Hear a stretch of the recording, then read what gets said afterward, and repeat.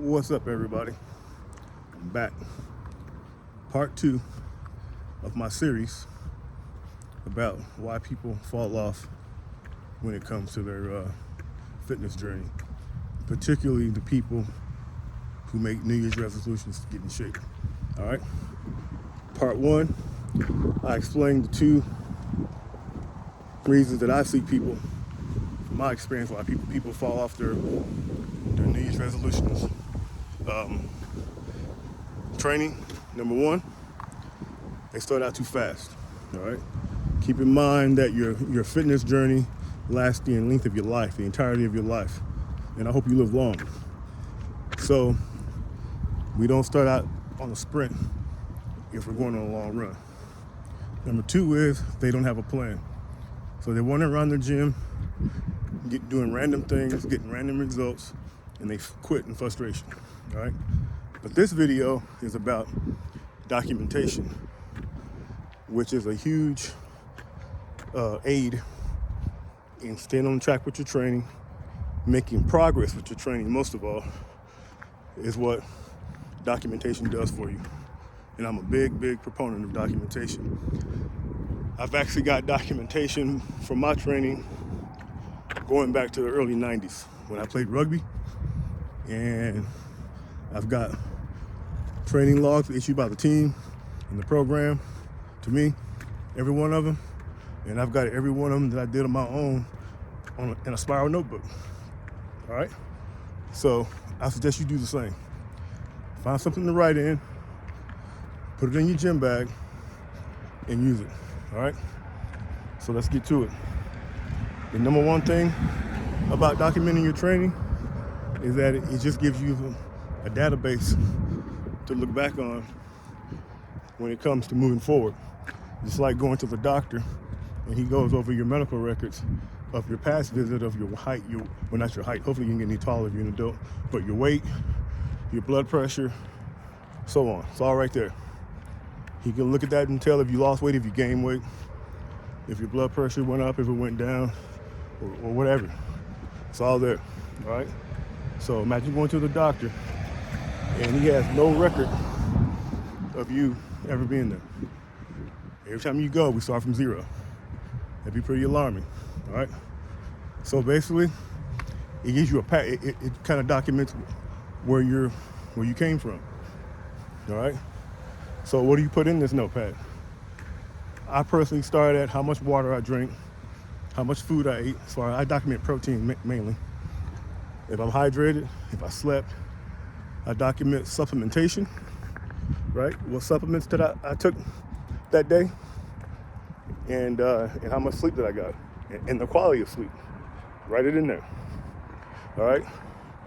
And the main part of your documentation needs to be the actual workout.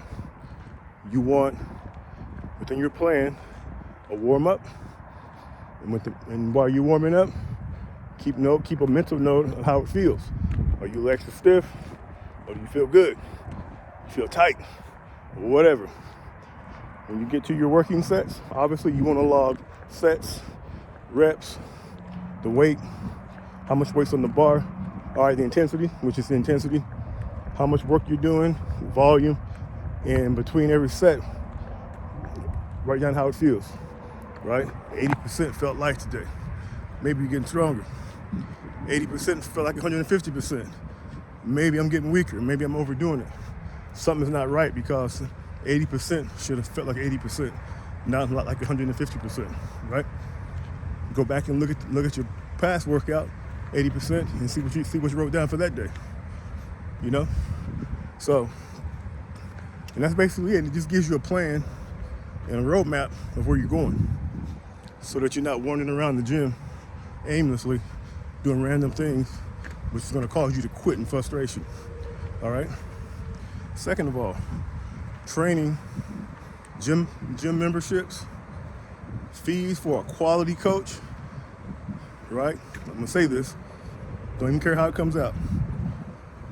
Quality coaching is pretty expensive, right? You get what you pay for. So if you got the low-end coach, you're gonna get low-end training, all right? But back on the topic. Gym fees, coaching fees are expensive, all right?